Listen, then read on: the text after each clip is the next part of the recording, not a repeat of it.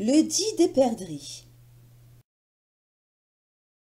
Un bourgeois, d'Amiens, acheta un jour 3 belles perdrix, qu'il apporta à son épouse en lui disant « Nous les mangerons ce midi avec maître Espinasse, le notaire qui gère mes affaires. » La dame fit la grimace, car elle appréciait peu la compagnie de cet homme, qui la courtisait à l'insu de son époux.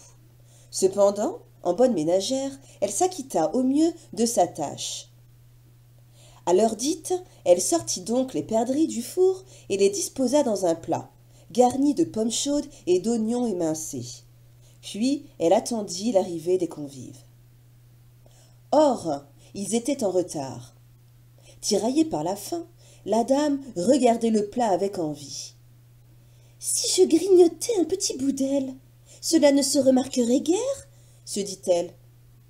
Le petit bout d'aile fut suivi d'un autre, puis d'une cuisse, et enfin d'une perdrix entière.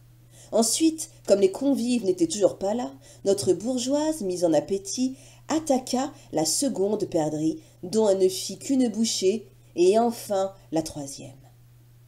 Bref, lorsque son mari rentra, il ne restait du festin que les pommes, les oignons et quelques petits os soigneusement rongés. « Les perdrix, sont-elles prêtes ?» s'enquit-il, humant avec délice le fumet de volaille rôtie qui imprégnait encore la salle. Saisie de peur, la dame cacha le plat dans le four. « Certes, répondit-elle d'une voix tremblante, mais je ne trouve pas le couteau à découper. »« Je l'ai donné à aiguiser au coutelier. Pendant que je vais le chercher, accueille notre invité et fais-le patienter. » Sur ces entrefaites, maître Espinasse arriva à son tour. Voyant la dame seule, il voulut lui voler un baiser, mais elle s'écria « Sauvez-vous, malheureux, j'ai fait part de vos privautés à mon époux, et il veut vous oxyre. Ce déjeuner n'était qu'un guet-apens destiné à assouvir sa vengeance.